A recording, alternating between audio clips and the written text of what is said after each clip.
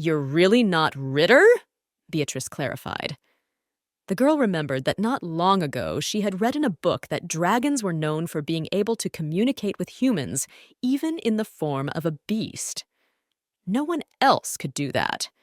Then why did Ritter lie? He's very cunning. He doesn't do anything without a reason. He's obviously up to something. Beatrice thought to herself. And what's the matter? Why are you suddenly in the north? I noticed you got a name, said the dragon. Yes, you can imagine. Now I have my very, very real name.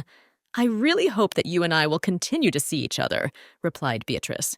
I follow the prince all the time, and as long as he is here, I will be able to see you. Since I am his servant, I need to follow him. The only thing is, we won't be able to see you during the day. I will come to see you in the evening. The dragon promised the girl.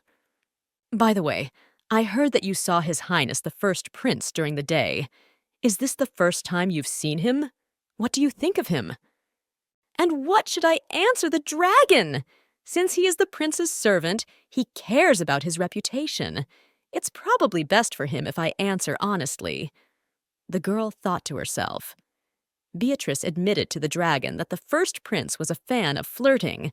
What? What makes you jump to that conclusion? Was he hitting on himself? The dragon exclaimed, surprised.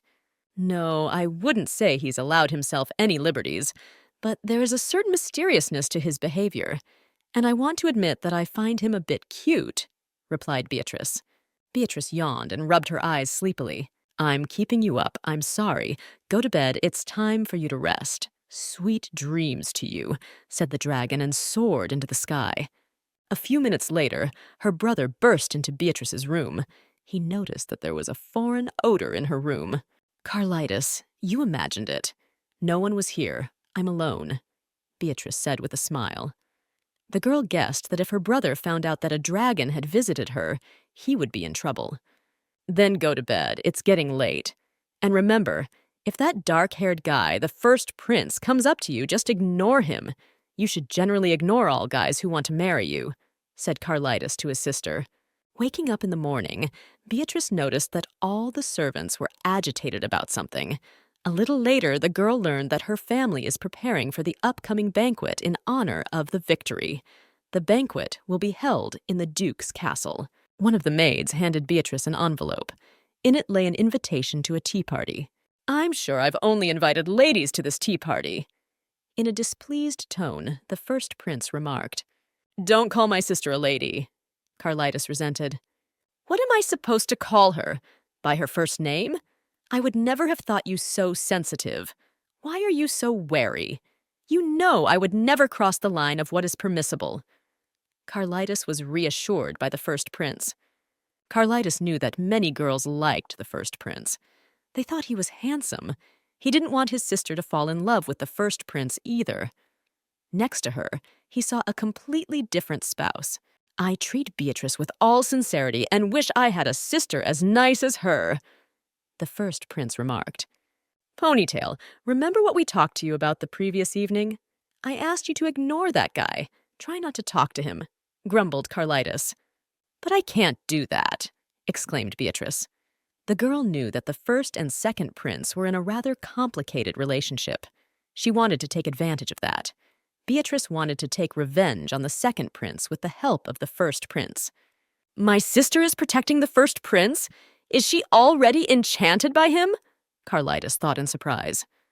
Because of the uninvited guest, the chance for a private tea party with the lady was lost.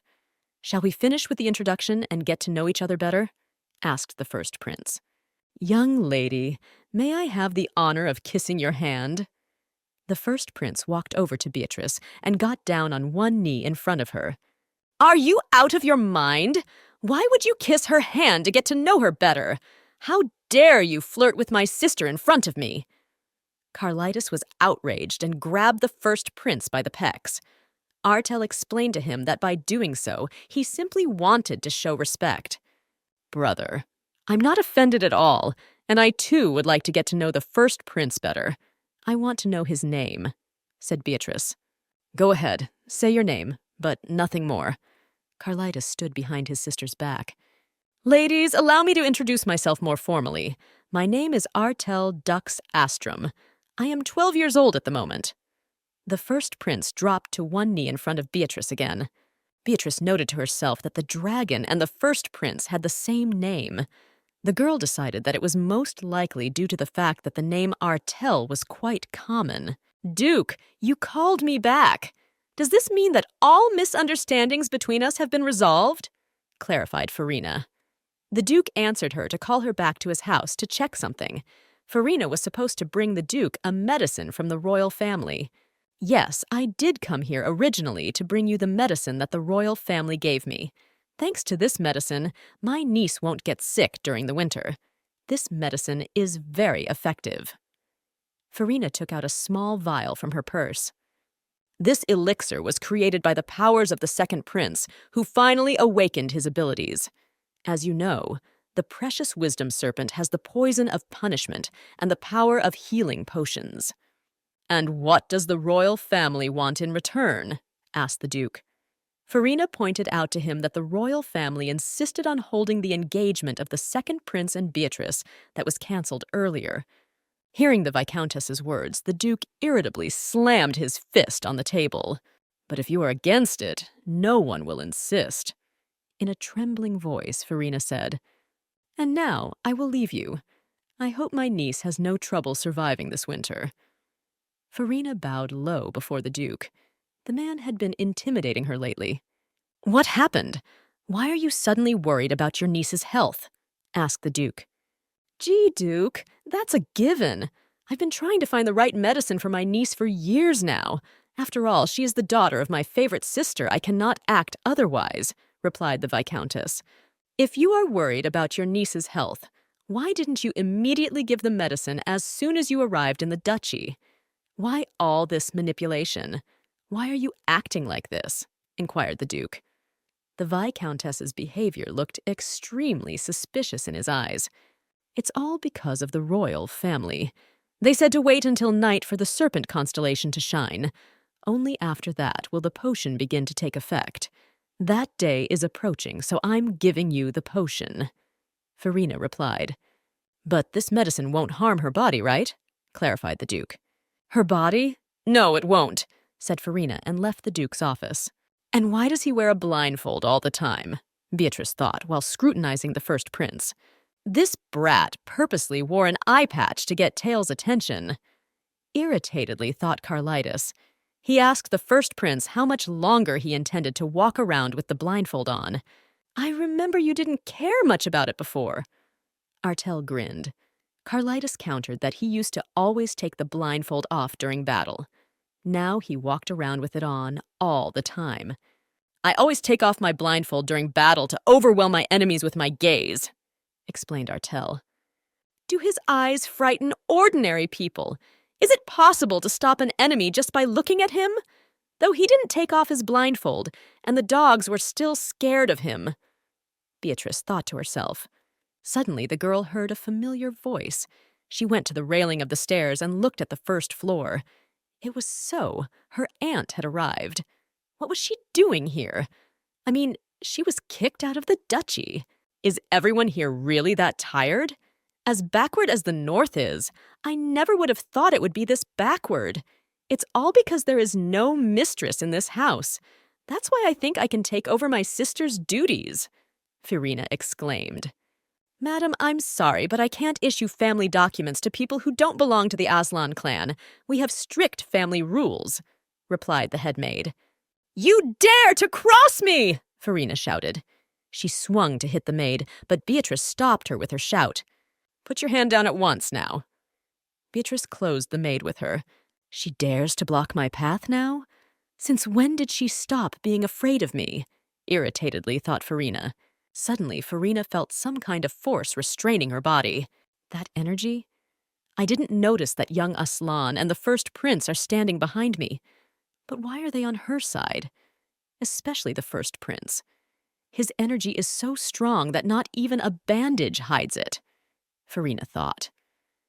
"Did you just want to hit my sister?" growled Carlitis angrily. Artel placed his hand on his shoulder soothingly. "I don't think we should interfere. I think the young lady can handle herself, Artel remarked. Niece, have you already forgotten everything I taught you? Looking at the behavior of the Northerners, it seems they not only have abominable taste, but bad manners as well. You have become frivolous, said Farina to her niece. How am I supposed to react? You dared to raise your hand against a servant. Is that what nobles are supposed to do? Exclaimed Beatrice. She never dared to cross me before. What has happened to her now? Why such a change in her? Farina thought to herself. Beatrice knew that her aunt was obsessed with nobility and elegance. She reacted extremely violently when her noble manners were spoken of in an unflattering manner. You probably misunderstood me. I'm just teaching the locals far from fashion a lesson. The Duke hasn't held a banquet in a long time, so if the upcoming ball fails, his reputation will suffer greatly. Farina replied, Are you now implying that the northern lands have fallen behind the capital? Beatrice clarified. Isn't that the case? This ball will be attended not only by northerners, but also by noble families with an eye for fashion and art. But can you prepare a proper reception without my help? Farina asked her niece. I didn't say that, but I have already hired a very famous chef, famous for his tea and desserts. You shouldn't refuse my help. Without me, you won't be able to organize a high-level event that the people of the capital are used to. Farina knew that with the Duke's return to the palace, Count Zaloth's influence had diminished noticeably. And to regain the lost influence, the duchy must have as many people loyal to the royal family as possible. Don't worry, your help won't be needed. We have absolutely no need for the fads of the capital's life. I can start a new fashion here on my own, Beatrice exclaimed with defiance. You're going to run fashion in the north? What a great idea that is, said Farina and laughed out loud. Well then, good luck with your preparations. But know this, if you come running to me for help, I will gladly help you. I don't even know if you want to ruin the Duke's reputation on purpose, or if you're doing it by accident. Do you want me to kill her? Said Carlitus and drew his sword from its sheath. Beatrice rushed to stop her brother. Sure, Farina was quite a treacherous woman, but killing her still wasn't worth it. By the way, Joanna, are you all right? Beatrice asked the headmaid. Yes, I'm fine thanks to you. It is my pleasure. I am touched to the core. You are so sweet and beautiful. Why on earth do you have such a kind heart? Joanna exclaimed. Returning to her room, Beatrice took out from the bottom drawer of her dresser a piece of paper rolled up in a tube. I had prepared this in case there were any dissenters after the explanation, but unexpectedly it ended well and it didn't have to be used. But now it's time to use it, mumbled Beatrice to herself. Beatrice hid the written piece of paper in a golden acorn. Beatrice summoned all the maids of the manor. She led them over to large cardboard boxes. Inside the boxes were linen harnesses. I am about to show you how to make a beautiful flower from this harness. It doesn't take much time or effort. I'm sure you can do it, said Beatrice, and began to weave the flower. After a couple of minutes, Beatrice showed the maids the finished product. She planned to decorate the banquet hall with the woven flowers. Thank you for accepting my invitation again, young lady. It seems like you've been craningly busy lately, said the first prince. It's been quite busy decorating the banquet hall in the new style, Beatrice admitted. I have noticed that the servants love you and treat you with great respect, said Artel. I just like the people living in the north. It was different in the capital, noted Beatrice. Lady, can you tell me about your life in the capital? Artel asked. There's not much to tell. In the capital, the servants treated me without respect. There were times when the maids punished me. I was frightened and had no one to rely on, replied Beatrice. Ladies, if you will excuse me, would you mind if our tea party ends here? Asked the prince and rose from his seat. Yes, by the way. How about we speak to you less formally next time? This is not the first time we are seeing you. Last time we spoke to you in a more friendly tone. I think we should drop the formalities. The detective held out to the first prince the information he had gathered. After reading the report, Artel realized that the situation was even more complicated than he had previously thought. I would like to point out that the Duke has also taken notice of this. Aslan's informants were there as well, said the detective. Artel decided to give the Duke the information he had gathered. Did the first prince send this? Is it all true?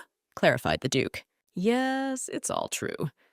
By the way, I brought you a report from our spies. You should familiarize yourself with it. There are a lot of overlaps here with the documents sent by the prince. Pegas held out the scroll to the Duke. Why didn't I notice this?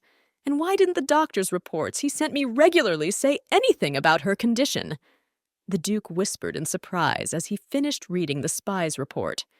Listen carefully from now on. Bring everyone who contributed to this here. Don't leave anyone out. And take Viscountess Surus into custody immediately, ordered the Duke. Carlitus entered his father's study with a firm step. Father, I bring with me the culprit of all that has happened, said Carlitus. The first prince pushed the stubborn Viscountess into the Duke's study. Viscountess, how good of you to be brought here. I was just on my way to see you. Are you ready to be rewarded for taking care of my daughter? The Duke asked in an angry tone. Beatrice wanted to ask her father if she could decorate the hall with wicker flowers, but as she approached his office, she heard her aunt's voice. She was pleading tearfully. Strange! Why is the aunt bound and kneeling? Beatrice thought as she looked into her father's study. Duke, why are you doing this to me? What will my sister think watching us from heaven? Farina asked. As soon as you open your mouth, it immediately becomes very noisy. Should I just kill you? Carlitus put his sword to the woman's neck. Carl will kill her a little later. Right now, I want to hear her answer my questions. The Duke said in a calm voice. All right, father, I'll obey you. I will see you a little later. Carlitus hid his sword in its scabbard. He and the first prince left the Duke's office. Well, Viscountess, now answer my first question. Where did the money I sent to the capital go? Asked the Duke. Did my father send me money after all? Then why did I live so poorly? I got nothing from that money. I had one dress that I wore for years on end. Beatrice thought in surprise. And what money are we talking about now? Said Beatrice, entering her father's study. It's not a good sight for a child, so I wanted to deal with it quietly, thought the Duke. Did I understand correctly you sent money to the capital? Were you really interested in me? Beatrice asked. Of course I was interested in you. You are my daughter. How could I leave you without my help and protection? Replied the Duke. But if my father was always interested in me, then why was my life so miserable? As I was dying, I realized that I was all alone in this world. However, I never resented my family. I didn't blame them for what happened. Beatrice thought wistfully. And I always thought you didn't come to see me because you didn't want to see me. Could you really not come to see me because you were so busy? And don't you really hate me? Beatrice asked. How could you even think such a thing? I have never hated you, not for a single moment. Protecting our country's borders, I thought of your safety every day. The Duke crouched down next to his daughter and gently touched her face. I regret trying to send you back without knowing what you were going through. My stupidity caused you so much pain. I'm ashamed of myself in front of you. You shouldn't be upset about it. I hold no grudge against you, Beatrice assured her father. I beg you to forgive me for what happened. The Duke put his arms around his daughter and held her tightly against him. My family actually loved me and I didn't know it, Beatrice thought and wept bitterly. My sweet niece, at last you have resolved all the little misunderstandings with your father. It looks very touching. I want to congratulate you, said Farina. Beatrice, do you see the position your aunt is in now? You, as the Duke's only daughter, must stand up for me. How can a person be so shameless? She was the reason I lived a lonely and painful life, and now she's asking me for help. And if it wasn't for her, I wouldn't have died alone in my past life, remarked Beatrice to herself. I have received no favor from you.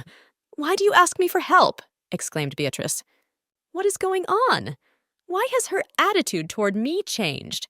I remember that before, she used to reach out to me all the time, hoping to receive love. She always did what I told her to do. Farina thought in surprise. What are you waiting for? Quickly take this woman to the dungeon," ordered the Duke to his guards. Farina shuddered fearfully. She knew that those who went into the dungeon never came out of it again. They died there. "Duke, this is unacceptable. You cannot send me to the dungeon. Yes, I admit I did wrong. I embezzled the money you gave me for child support.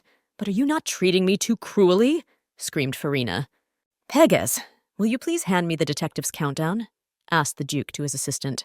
"Viscountess, this only records a few of the crimes you have committed. Of the main ones, you have wasted the funds I gave for my daughter, neglected her, and gotten away with the atrocities of servants. I also learned that you forbade my daughter from contacting me. One thing I don't understand is why all of a sudden you thought I wouldn't find out about anything. Why did you lie to me all the time? I am now certain that all the letters you sent me contained nothing but lies. Reading your letters, I was always glad that I was doing a good job of protecting my daughter. In reality, she was living in nightmarish conditions. So my letters just didn't reach my father? He didn't know I was writing to him? My aunt didn't want me to communicate with my father? Because of my aunt, I constantly thought my father hated me." Beatrice thought sadly. Suddenly, Beatrice fainted. Most likely, the girl fainted due to a lot of nervous tension. She experienced a lot of stress, so her body couldn't take it. "But don't worry, she will recover quickly," said the Duke to the doctor. "Strange, Carl and I have better health. Why is she so frail? Is she really different from us? Is the difference in our physical strength so great?" questioned the Duke. "Carl, see to your sister while I go to the dungeon for a while. I want when your sister opens her eyes, she will see a relative beside her. I don't want her to feel lonely anymore," said the Duke to his son. "Now quickly let me out. I have memorized all your faces, and when I return to the capital, I assure you that you will be executed," shouted Farina to the guard. Entering the dungeon, the Duke approached the guard and asked him if he could release the prisoner. "Duke, have you decided to let me go after all? Have you realized that my atrocities are not so terrible? Have you checked everything and realized that I've been slandered?" Farina exclaimed. The Duke ordered a guard to take the Viscountess to the torture chamber. "Viscountess, I want to hear the truth. I guess you will remain silent, so I need to find a way to open your mouth. I hope you realize that I will be overly emotional during the interrogation due to personal circumstances. You will have to answer for my daughter's suffering." Beatrice had always wondered what it was like to have a family. The girl had only read about warm family embraces in books. A big, strong, loving family was a pipe dream before her. When Beatrice opened her eyes, she saw her brother Carlitus beside her. "Ponytail, are you finally awake? How are you feeling?" asked Carlitus to his sister. Beatrice assured him that she felt fine. "Ponytail, why didn't you ever tell me that you were bullied in the capital?" "I know a lot of people are afraid of werewolves, so I thought it was only natural that I was treated that way," Beatrice admitted. "No, it's unnatural to bully a child. On top of that, you are the daughter of a duke. How dare they even dare to treat you like that? If anyone does this to you in the future, be sure to tell me about it," asked Carlitus to his sister. "You and I are a family, and in a family it's customary to take care of each other and protect each other. Carl, go to the capital mansion and do whatever you see fit there," said the Duke to his son. "Whatever I see fit? You mean I can beat up all the people who bullied Ponytail? I can even burn down the mansion?" Carlitus clarified. "I told you it's up to your discretion," said the Duke. "Don't change your mind later, father. I really will, won't I?" warned Carlitus. No matter how much I thought about it, the medicine my aunt gave me was still suspicious. And it's not entirely clear to me what Ritter's ability is.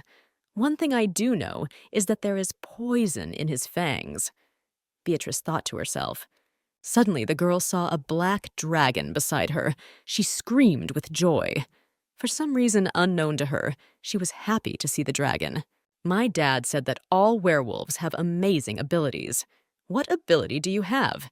Beatrice asked the dragon. Artel knew that only relatives of werewolves could know about innate abilities. No outsider needed to know about it. But it was Beatrice standing in front of Artel. He couldn't refuse her. "I will tell you about my ability, but you will have to keep it a secret," My ability has to do with astronomy. I can summon rain, thunder, and fog. I can also create small, dark clouds around me," answered the girl Artel. "Do you think the second prince has the ability to heal? Recently, my aunt brought a medicine. She said that this medicine would help me.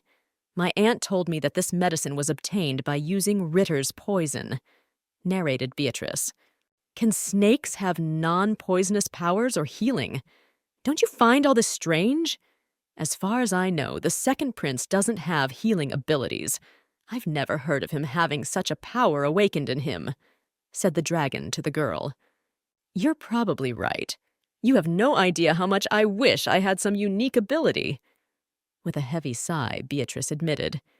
Beatrice decided to visit her aunt in the dungeon. She wanted to ask Furina some questions. Beatrice asked her father for her father to escort her to the dungeon. "Why did you only come to see me now? Why didn't you come before?" In an angry tone, Furina asked her niece. It was extremely hard for her to contain her anger and irritation. "How dare you behave like that to my child? Watch your tone," demanded the Duke.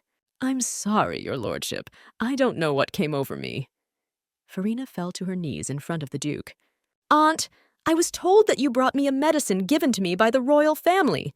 Answer me, is it really a medicine or is it poison?" Beatrice asked. Damn, have they guessed everything? But that can't be. I was being extremely careful. What am I going to do now? Furina thought fearfully. The Viscountess knew that the poison created by the unique abilities was special. It can stay in the victim's body for several years in a row, waiting for an order from its owner. The poison only works when its owner wishes it to. It cannot be detected in any way. "What are you talking about? Why would I bring you poison? How could you think that of me?" Furina exclaimed. "So, if this drug is safe, then you, Auntie, can drink it?" asked Beatrice.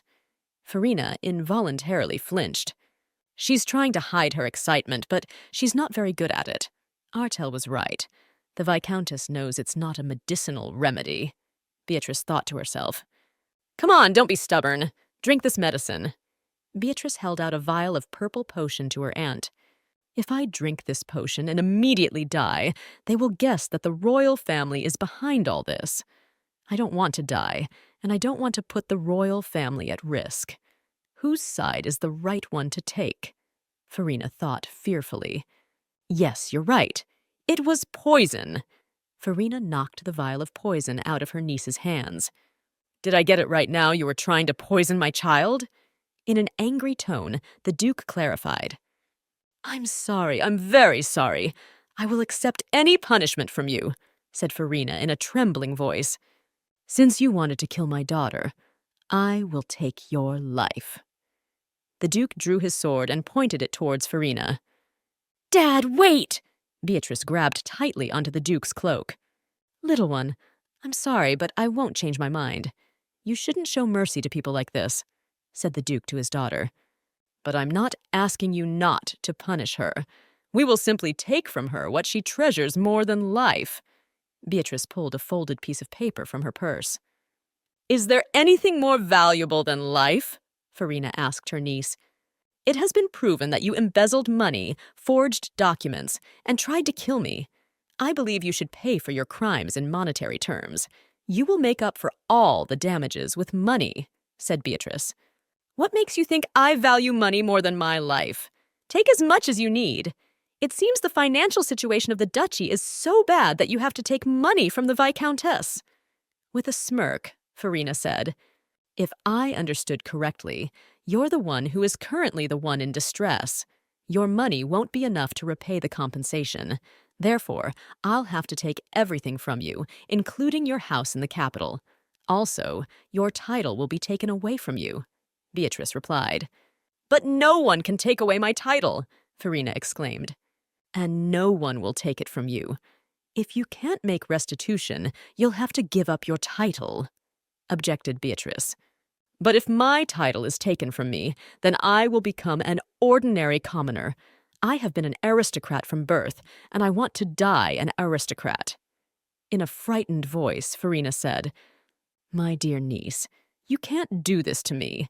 Think of your mother. She was my own sister. She was so worried about you before she died that she asked me to look after you." Farina knelt down in front of her niece. "You see, you yourself say that my mother was your sister. Then why did you do this to me, your own blood? Why did you take the money that was meant for me? And why did you wear my mother's jewelry?" Beatrice asked. "Here, I have your personnel file in my hand. I found it a few years ago in your room. Also, there was the ring of the head of the family. Since a bit of your blood flows in me, I can become the head of the Surus family." Beatrice took out a ring from her pocket and put it on the index finger of her left hand. "Stop! Stop right now!" screamed Farina. "Now I have finally reclaimed what was rightfully mine. As of this moment, you are no longer Viscountess Surus. A life of no title and no property awaits you now." Beatrice summarized. "Are you saying that Farina has been exposed?" clarified the Queen. "I heard that she was taken into custody and locked in a dungeon," narrated the royal spy. "Fortunately, the poison is undetectable, and what a fool one would have to be to let herself get caught. Unfortunately, after what happened, the Duke will surely be suspicious of the royal family." The Queen said thoughtfully, "Spread the rumor that someone snuck into the castle and stole the royal family's poison. Remember, we gave nothing and no one anything. When Duke Aslan won the Great War, the people started praising him, not the royal family. We need to get rid of him. I've sent assassins to him a bunch of times, but they haven't even managed to wound him. However, I know that the Duke has one weak point, and that is his precious daughter. We need to get the poison into her body." "Mother, I can help you," said Ritter. "Son, I know I have you as a unique child, and I believe there will be opportunities ahead. You will definitely help us." The Queen sat her son on her lap and gently stroked his head. The Queen knew that her son was complex because his older brother Artel had more strength and more unique abilities. She wanted to help her son get rid of his worries, anxieties, and complexes. "Your Highness, you have helped me a lot, so I want to reward you for that," said Beatrice to the first prince. "You want to give me some kind of reward? Then stop calling me Your Highness. Just call me Brother Artel," asked the first prince. "Get lost! You can't be her brother. Tails has only one brother, and that's me.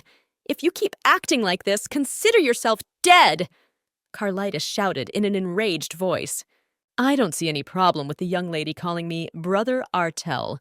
I think it sounds very cute," the first prince insisted. "And let's, so that no one is offended, I will fulfill another of your every request," suggested Beatrice. "You see, I have no problem calling you by your first name, but I don't want to call you my brother. In my eyes, you are a good friend. In addition, only Carlitas can be my brother."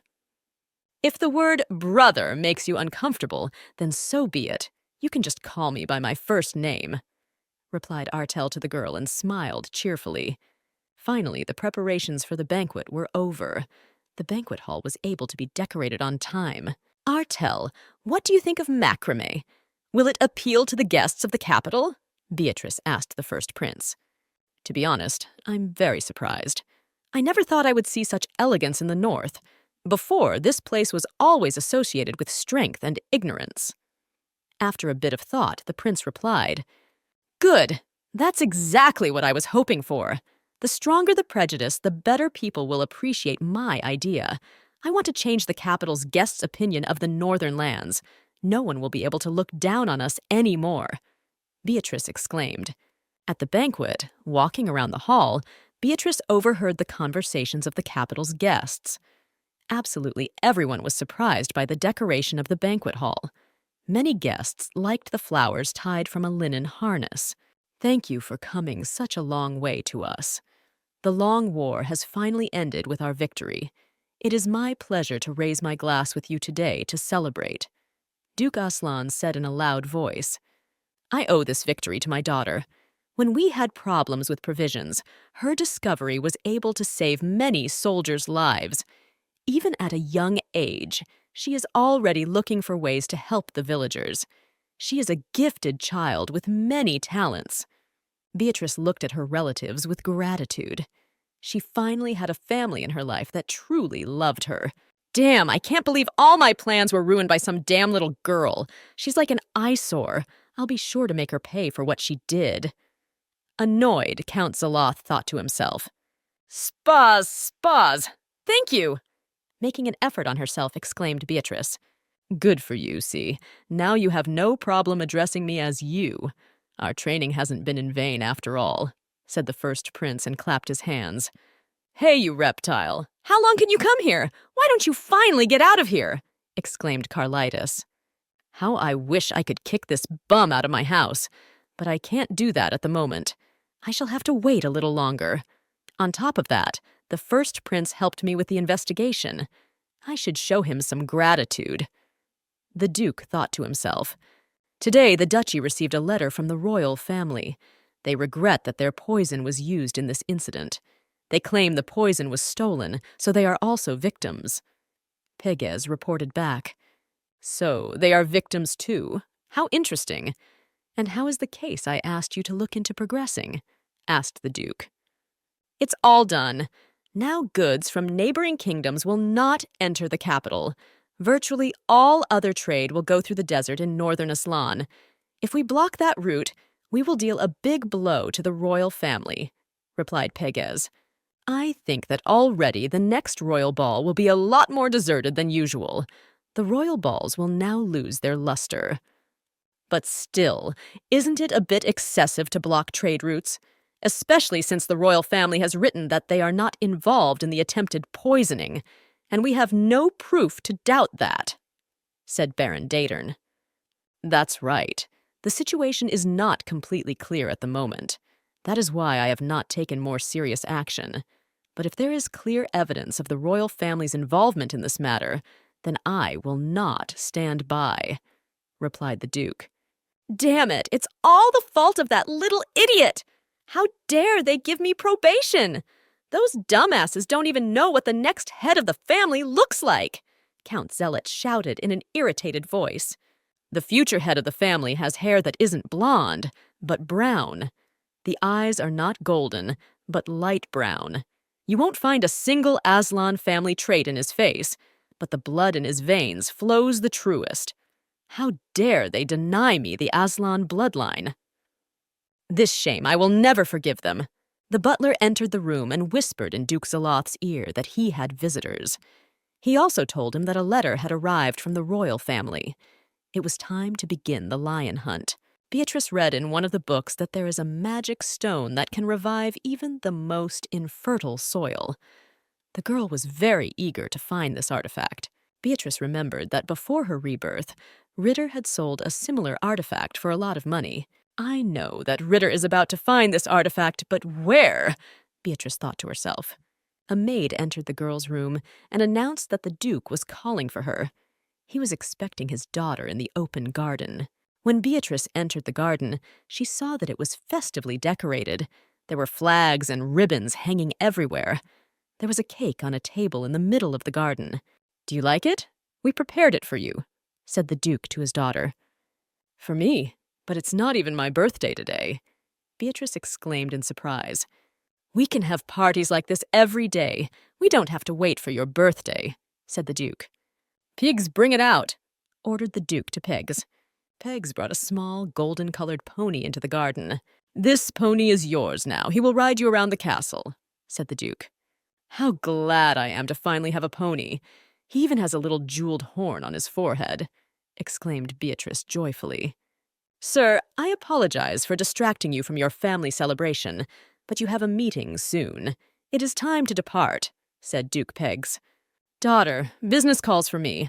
I will go, and you stay and play as much as you want, said the Duke to his daughter. Beatrice walked over to her father and thanked him for the gift. Instead of just being happy and accepting what she already deserves, Beatrice shows respect like a vassal who received a reward.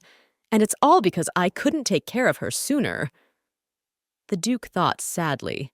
Child, you need not be so polite, and you don't need to speak so formally to me. Just be sincere and happy. That is the only thing I ask of you. From now on, I will always smile so brightly that you can see my gratitude.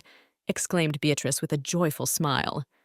"Sir, this is a list of the royal family members who will be coming to discuss the war fee," said Pégase. "But be that as it may, everyone knows that the royal treasury is empty. They'll definitely send us some boring, annoying old men. I'm sure of it," grumbled Carlitos. "No, there are quite a few interesting names on the list this time," noted the Duke. "And why is his name on the list? Why is there a second Prince Ritter visiting this time?" resented Carlitos. "Well, he's volunteering to go into the lion's den himself. We'll see what happens. And I still remember him proposing to my daughter. Well, that's good for us, since it saves us from having to go to him." Crossing his arms over his chest, the Duke said, "Pégase, prepare to greet the guests. I must give a splendid reception to a distinguished man from the capital." "Oh, I'm so worried about this. You see, my father has been giving me too many gifts lately, and I'll say it again. There are too many," complained Beatrice to the first prince. "It's not even my birthday, and he keeps giving and giving. He recently gave me a riding pony. He's already thrown several picnics and banquets. I wish I could get him something too, but he already has everything." "Yeah, the Duke would probably be happy even with a rock if it was presented by his daughter, and she doesn't even know it. Think to yourself, Artel. You know, it looks like there's something you could give your father. And besides, he's sure to like it," said the prince to the girl. "And what is that?" asked Beatrice. Artel told his idea in the girl's ear. "Still, the first prince is a real idiot. I trusted him, and he started messing with me. I ended up going back to the garden again with nothing." With a heavy sigh, Beatrice muttered. A black cloud appeared in front of Beatrice. Artel asked the girl what she was doing on the terrace at such a late hour. "It was all because of your prince. I then went to him for advice, and he advised me all sorts of silly things. Can you imagine? He said it would please the Duke if I just called him Papa," Beatrice complained. "What didn't you like about his advice? It sounds perfectly logical," Artel remarked. "Except you don't have to justify it now. By the way, why did you come to see me at this late hour?" Beatrice asked. "I came to you to say goodbye," replied Artel. "So suddenly? Are you going somewhere far away?" Beatrice did not want to part with her friend. Artel assured her that he was not going away for long. As soon as he resolved all matters, he would be right back. "By the way, I want to warn you that a very special guest is due to arrive in the north very soon. I think the first prince is being sent out of the duchy on purpose so that he won't be seen with him," said Artel. "Stargirl, it has not been long since you and I met, and I'm sorry that we have to part. But it won't be for long, I promise you, so don't be upset." "Artel, I'll be waiting for you," Beatrice promised. A few days passed after Artel's departure. Beatrice took his advice. She began to call the Duke Papa. The girl saw that the Duke liked it very much. "It makes me want to see him happy every day. Before the frost comes, we must gather berries and make something delicious for Papa." Beatrice decided to herself. "Walking alone?" asked the girl to the approaching Ritter. "What are you doing here?" Beatrice asked, surprised. "Is that how they teach you in Aslan to greet people you haven't seen in a while? Well, it's in the spirit of the North. And what a joy it is, after all, that you have not forgotten me," replied Ritter. "I knew she would not forget me. She can't take her eyes off me. She has developed an interest in me like everyone else." Ritter thought to himself. "I kept wondering why she slapped me on the cheek the first time we met. And now I realize she did that weird thing to get my attention. Well, that's a good thing, because it's a lot easier to flirt with someone who likes you. I understand what you were thinking that day. Did you want me to remember you? If so, you didn't need to resort to manhandling. I would have remembered you anyway," said Ritter to the girl. "Huh, you don't have a tooth. How cute that looks," said Beatrice and laughed lightheartedly. "How dare you behave like that in the presence of royalty? Don't you think it's an insult to the royal family?" The second prince was indignant. "Still, it's funny that the snake lost its fang. Would you remind me how it happened?" Through laughter, Beatrice asked. "Enough. It's not as funny as you think it is. Anyway, it's time for me to leave. I've got some important business to attend to." Ritter turned his back to Beatrice and strode away. "Damn it! How dare that little rat laugh at me? I must get revenge on her. Should I make the Duke kneel for not giving proper education to his children? Or would that be too humiliating?" Ritter thought to himself. "My mother told me that even the lions must bow to me when I arrive in the north. I must show who is master here and who holds the leash." A few days ago, the king and queen had announced to their son that they would have to send him to an ungenerous state because of an arrangement. These hordes of barbarians went around claiming he was a hero who had saved the country. They were asking for a bounty for it. They don't seem to realize the position they are in. "I'm sick of them not sending tribute to the palace," shouted the king and slammed his fist on the throne. "Your Majesty, please calm down. You know you shouldn't be nervous. Take care of yourself, please," asked the queen to her husband. "Ritter, you can see for yourself that the situation is not good right now, so you must leave. Can you do that for your father's sake? You just have to go there and behave following your lineage," said the queen to her son. "I understand you. I will go there, so don't worry," promised Ritter. Upon entering the Duke's office, Ritter immediately felt coldly treated. It was obvious that the Duke and his son had a hostile attitude. They did not fall at the feet of the second prince, but remained in their seats with their heads held high. "Pleased to meet you, Duke Aslan," said the second prince. "So, you are the second prince, Ritter. Did you decide to come here on your own?" asked the Duke and his son in one voice. "He is too emotional right now.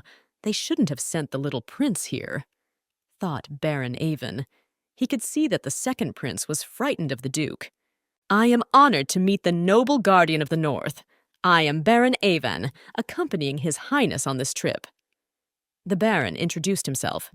"I should behave carefully with these people. Otherwise, they will realize that the kingdom's financial situation is limping. At this point, we have absolutely no other options.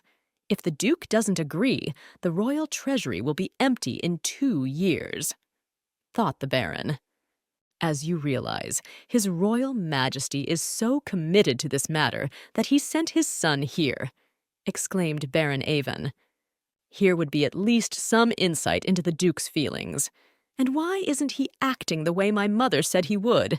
Not only has he not bowed to me, but he is openly showing his malice."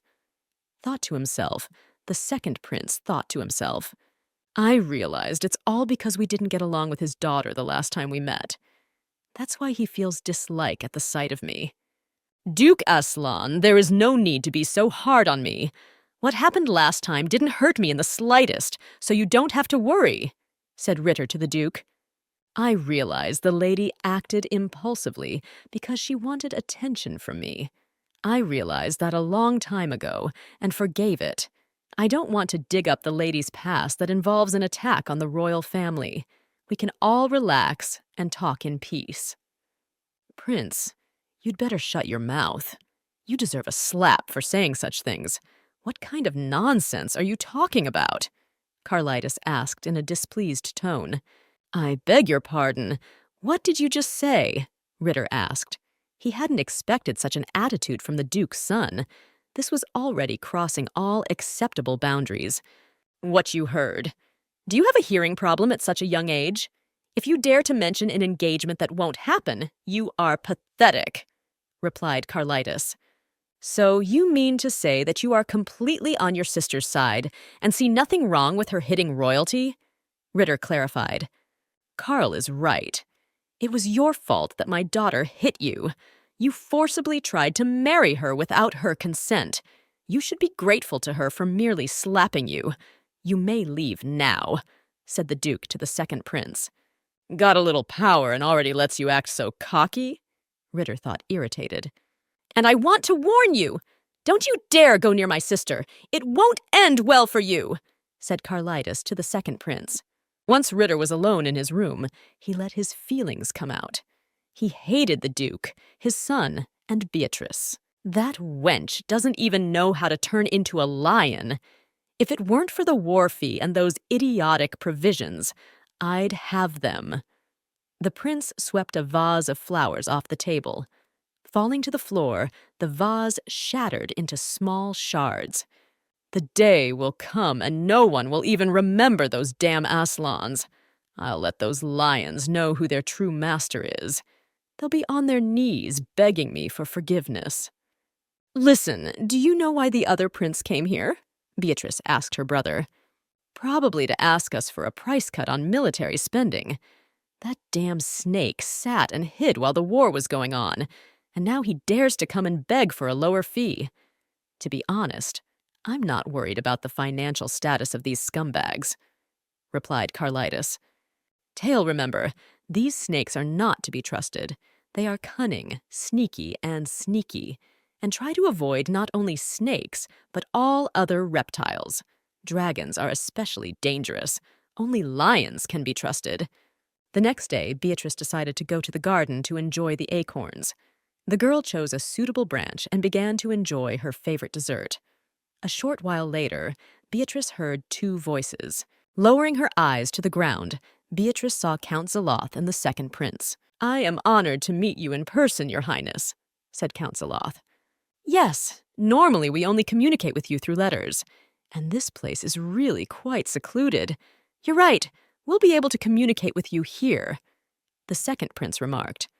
Did you manage to communicate with the Duke and his children after all?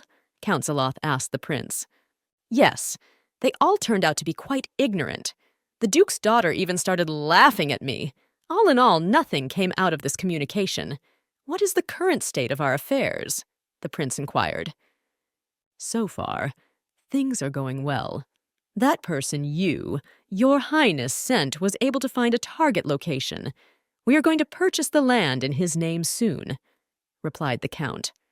Good, then do everything without too much noise and witnesses, just like last time, asked the prince. Like last time? What was the last time? What situation are we talking about now? This isn't the first time they've cooperated? Beatrice thought in surprise. Well, it's only a matter of time before the stone falls right into my hands, said the prince thoughtfully. Well, I must go, or the lions will suspect something. Count, you may not see me off. You had better get out of here another way. So you say the stone will soon be in your hands? Why, that's just wonderful news, Beatrice muttered. The elven stone had an amazing ability. It could turn the hottest desert into a blooming garden. At the moment, there were only a few such stones left on Earth. Do you want to start working in the nearby mountains? Clarified the Duke. Your lordship, I know you are greatly disappointed because of my past mistakes. As an apology, I would like to make one trade that would benefit your family, Count Zaloth replied. As you can see for yourself, right here are lands that have recently become wastelands due to a lack of livable resources. However, I have found a man who will gladly purchase these scraps of land. He agrees to buy this land for a rather large sum of money. The buyer is a geologist with a huge capital and a strong urge to explore. And who knows, this may be the last time we get clients like this. Excuse me for a second. You're supposed to be having a meeting here, aren't you? Beatrice exclaimed, peering into her father's office. We were just talking about the land sale.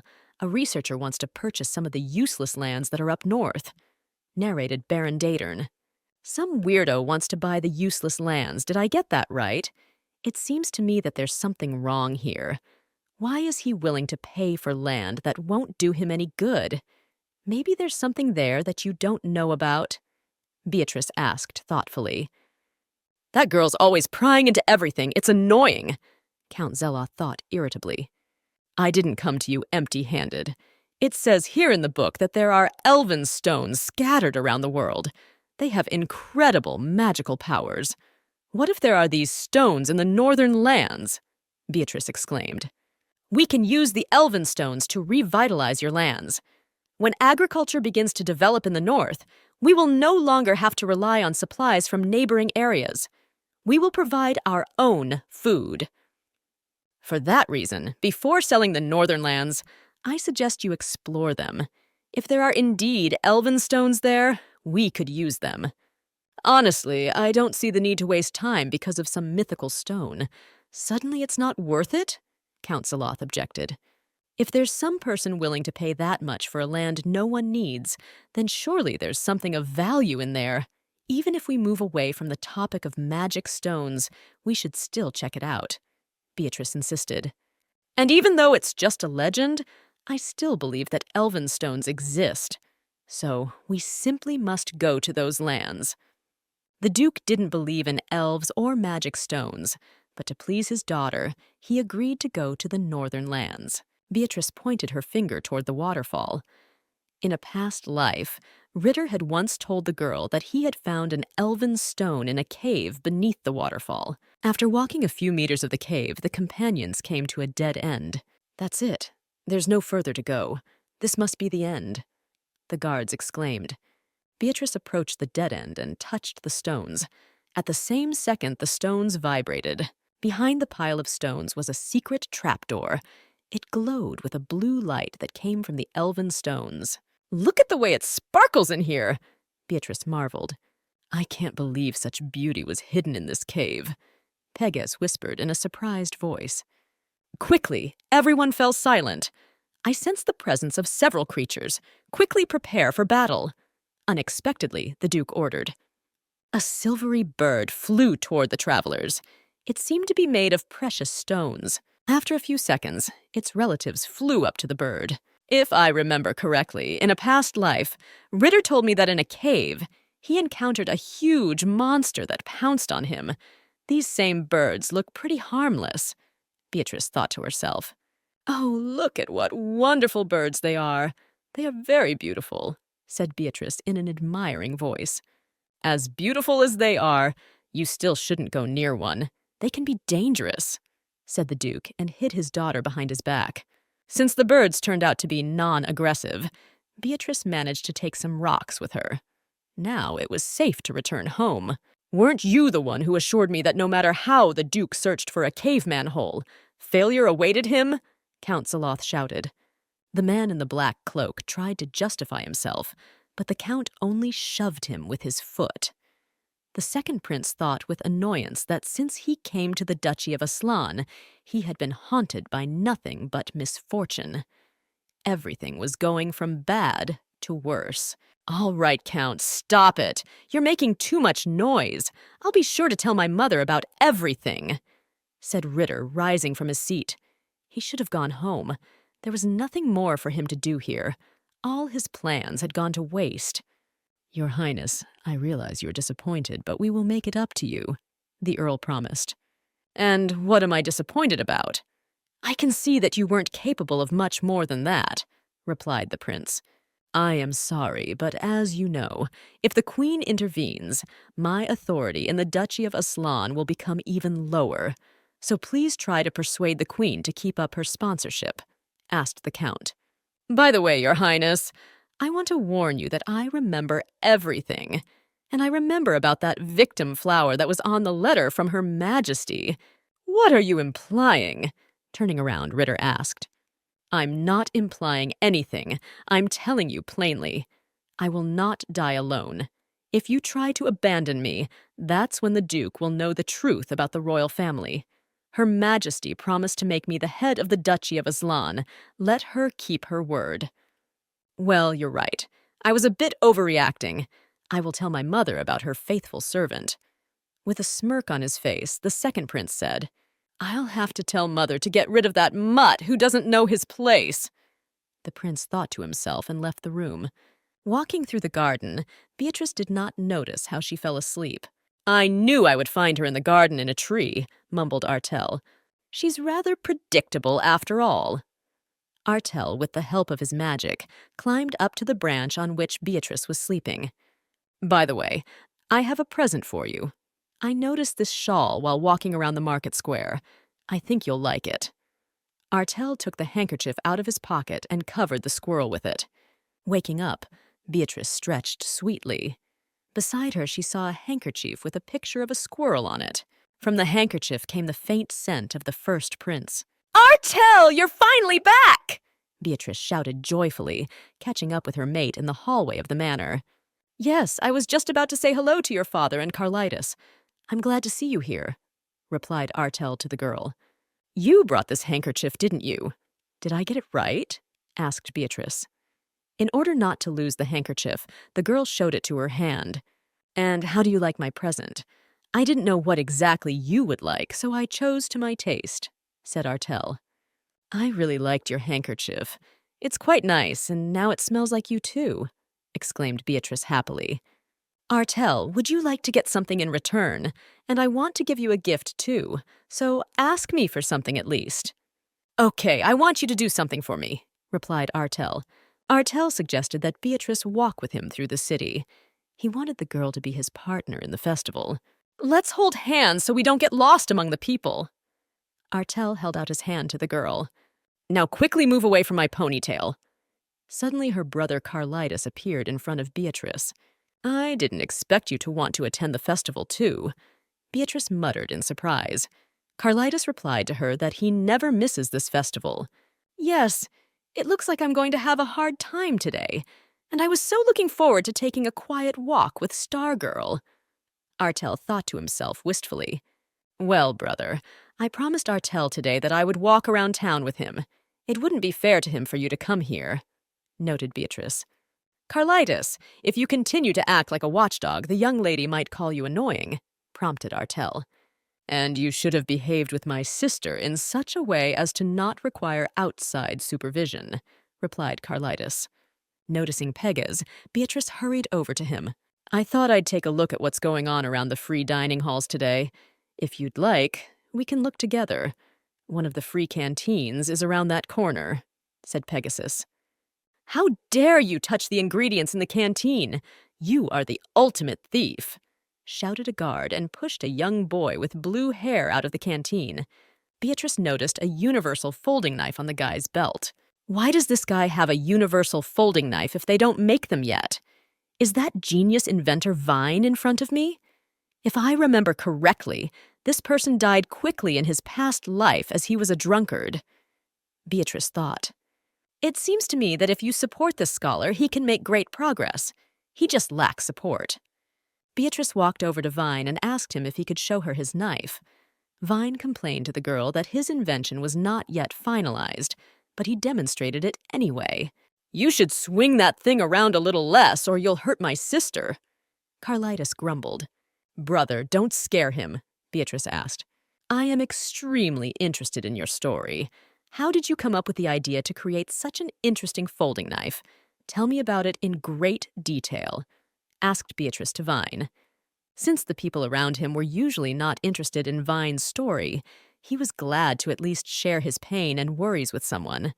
He was glad to meet someone who listened to him attentively. I noticed that you are an unusual person. You possess a keen, discerning eye. And I realized at once that although you are a minor, you are quite a wise girl, exclaimed Vine. I have one favor to ask of you. Don't ever touch alcohol. Believe it or not, alcohol can ruin you, warned Beatrice. To be honest, I've never tasted alcohol before, so I don't know what it tastes like. But since you're the first to take an interest in my story, I'll listen to you, Vine promised. I want to confess to you that my childhood and adolescence were rather sad. My father borrowed money from the people around him many times, but never paid back a single penny. Naturally, as time went on, my father was moved to lend money. Since my father needed money, he required me to ask for loans from our acquaintances. As time went on, people began to turn away from me. As of now, I have no friends or acquaintances. Vine, I'm sure your inventions will eventually bring you success. They are truly remarkable. I want to spread your inventions. I have decided to help you in all your endeavors. Beatrice sketched a small agreement on a piece of paper. You want to invest in my research. Do you plan to have profits from my inventions? Do you really guarantee me that my income per month will exceed several thousand? Vine asked, surprised when he finished reading the contract. It will be like that to start with, but know that your income will get bigger and bigger every month. You are actually a genius, so your inventions will be in great demand, Beatrice promised. Beatrice decided to recruit a team to help her build her business. In addition to Vine, this team included 2 other people. Chakrante was a master of dungeons, rope knots, and with exceptional manual labor skills. Bruce was an excellent chef. He could come up with several new tuberosum dishes in a short time. The most important thing that remained was to find the funds for the business. Beatrice took her business plan and went to her father. After listening to his daughter's business plan, the Duke handed her the key to his vault. He allowed the girl to take as much money as she needed. "Papa, thank you so much!" Beatrice exclaimed, and clung tightly to her father.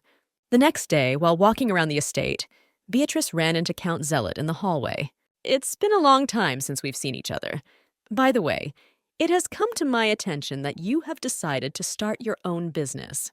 I'm very eager to help you out. Is there anything where my help is needed?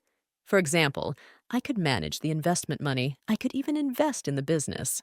But at the moment, I don't need any help. Everything is already planned out several years in advance," replied Beatrice. Only the other day there was a rumor that the Duke's daughter had decided to go into business for herself, so she has already calculated everything several years ahead. It's probably the Duke helping her. Irritatedly thought the Count. "Oh, and the second prince has disappeared somewhere. It's been 2 weeks since he went to the capital, but there's still no word from him. What would happen if those insidious snakes just cut all ties with me? Without support, I'll perish quickly. Dad, I've been meaning to tell you for a long time. About a month ago, I overheard a conversation between Count Zaloth and the second prince. This conversation seemed extremely suspicious to me."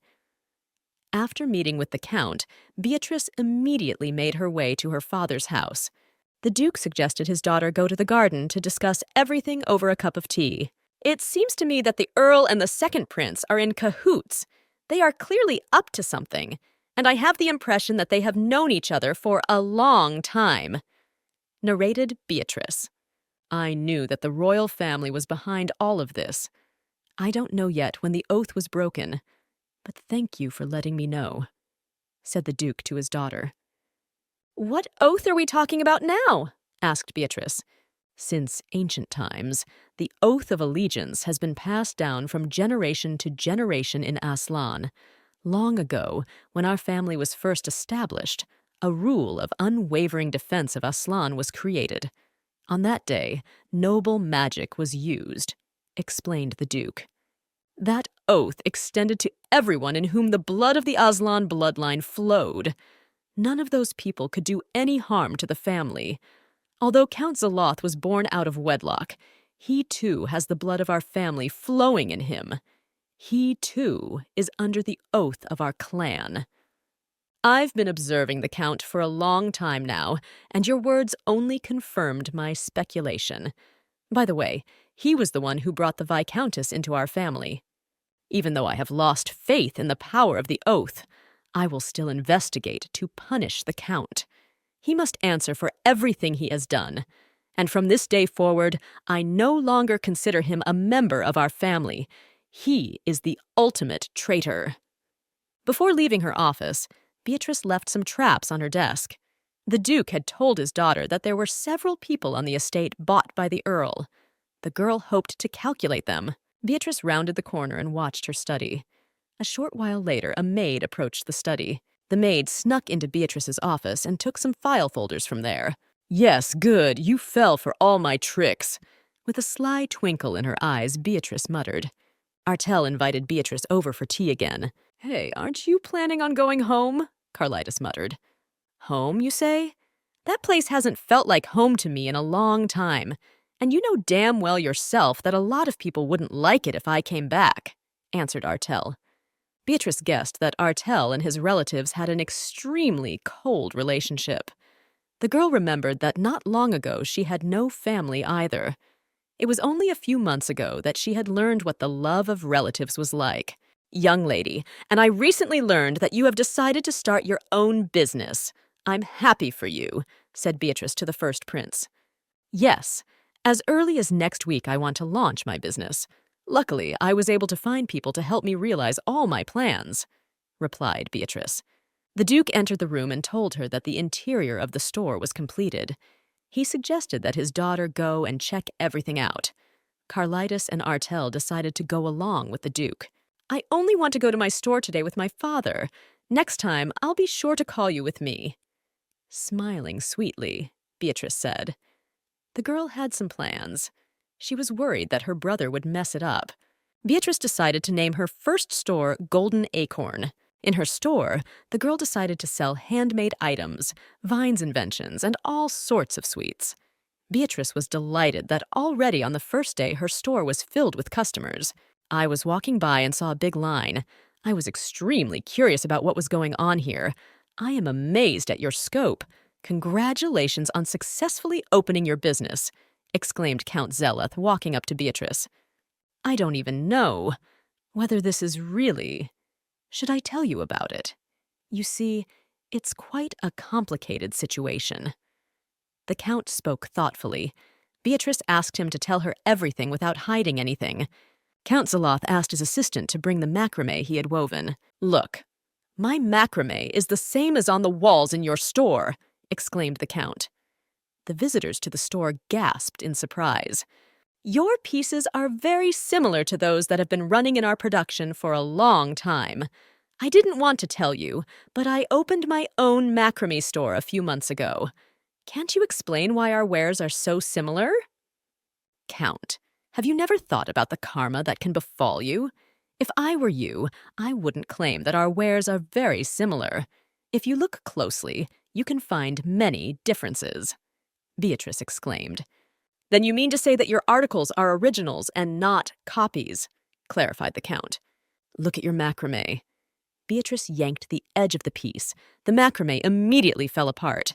"Oh, I think I've messed something up. You see, we don't intentionally weave flowers around the edge of our pieces. We know very well that they can disrupt the design. I'm surprised that your flaw is so similar to the one we got rid of." "Lady, but one defective product doesn't change the point," exclaimed the Count. "And you bring all your goods here, and we'll see if there are flaws. If there are no more defective items in your goods, then I will apologize to you," replied Beatrice. Beatrice asked Chakrante to bring their macrame scheme. "Please note, this is our first scheme that we have had arguments about. If you pay attention, it does have floral embellishments along the bottom. However, we had to abandon this scheme because if you pull a knot, the whole design falls apart. We created the current version by eliminating this flaw. Here, look, no matter how hard I pull, nothing comes undone. Count, now it's your turn to answer. Explain why our first macrame we remade started selling in your store." "I don't understand how it happened myself. Sometimes merchants get similar inspirations. Perhaps this is just such a case," said Count Zeloth. "Count, such an excuse only makes me believe more that you stole our scheme," exclaimed Beatrice. "It seems that my store's employees acted in secret from me. From now on, I will control my subordinates to ensure that this won't happen again." Count Zealot realized that his ruse had failed. It was necessary to end this conversation as soon as possible. "And you, Count, a master isn't needed to yell at his subordinates when they misbehave. He is needed to lead them in the right direction and take responsibility for their decisions. So I hold you accountable." Chakrante and Vine walked up to the Count and took him under the arms. "For selling counterfeits, you must walk with us. You will have to be patient until the guards come," said Chakrante. In the evening, her brother and the first prince came to pick up Beatrice to escort her home. I wanted to be the first visitor, but Tails was careful to hide the location and opening date of her store, so I was the very last, grumbled Carlitis. "It's a good thing my father explained the whole situation to me. I'm aware that it was all set up before the Count was brought out. But why didn't you call me? I would have dealt with it quickly on the spot." "That's exactly why I didn't call you in. You're acting too radically," replied Beatrice. "How many times can we be harassed?" shouted Carlitis and drew his sword. Carlitis pointed his sword at the two twin boys. "Brother, what are you doing? These are little children!" Beatrice screamed fearfully. "We are not chasing anyone. We came here as we have something to say. Or rather, we have something to tell the lion," exclaimed the children. Well, since that's the case, you'd better hurry up and leave, Carlitas said in a displeased tone.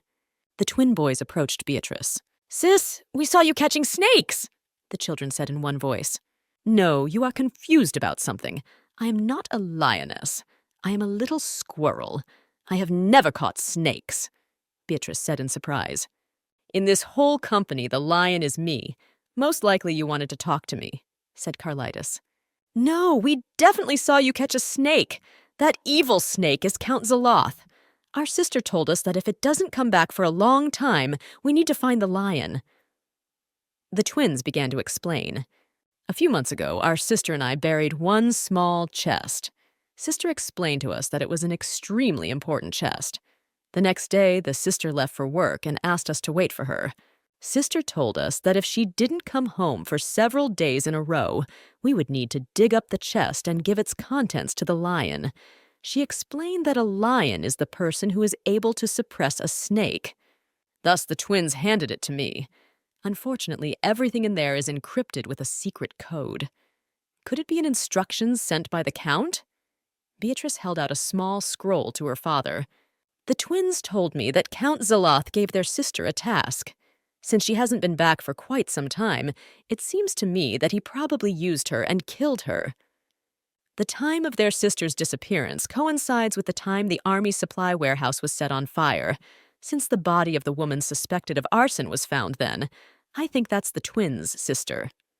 Definitely, the fire was set by the Count, and to shift the blame, he ordered her to kill herself. As of now, we haven't told the twins anything yet. Narrated Carlitas. We need to avenge these children. Get a code decryption team in here now, ordered the Duke. Father, we have already gathered enough evidence. Why can't we just kill the Count? Why have we been treading water for months now? Asked Carlitas. If we kill the Count now, we can't find out what he's been up to all this time. Well, if we keep digging, then we can find out how Count Zaloth deviated from the family's dinner, said Beatrice. It's a fairly uncomplicated code, so it won't take long to decipher it. We'll have it all finished before your lordship returns to the manor, said the encryptors after scrutinizing the code. Papa, are you going somewhere? Beatrice asked her father. Yes, I'm going to the mountain range for a while. It has been reported that a large gathering of predators has been discovered there. When winter comes, it will be hard for them to get food, so they will head towards people's homes and cause damage, replied the Duke. To prevent that, we are going to use the werewolf's power. So you stay here and wait for my arrival. I promise I'll be back as soon as I'm completely finished. I'm sure it won't take long. You won't even have time to miss me. You'll be using werewolf powers? How amazing it all sounds. I want to see it up close. You'll take me with you, won't you? Beatrice prayerfully folded her arms and unfurled her fluffy squirrel tail. The Duke looked at his daughter. This expedition was quite dangerous, but he couldn't refuse her. After a little thought, the Duke agreed to take Beatrice with him. He had once promised himself that he would henceforth fulfill all his daughter's requests and wishes. He would make up for it.